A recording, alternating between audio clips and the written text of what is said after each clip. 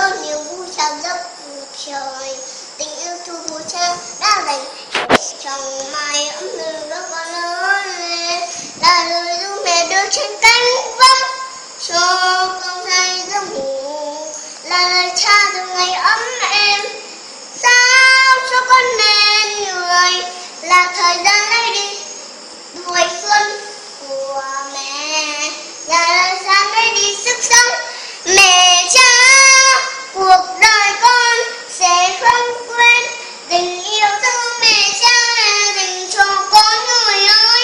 Tình yêu bao la cho ta nương nhọc nhằn trong đời của người, đường thương ơi nhiều trong gai và những lúc gian nan là vui, để con nhớ rằng nơi ấy luôn có mẹ sáng cho con tìm về. Hello.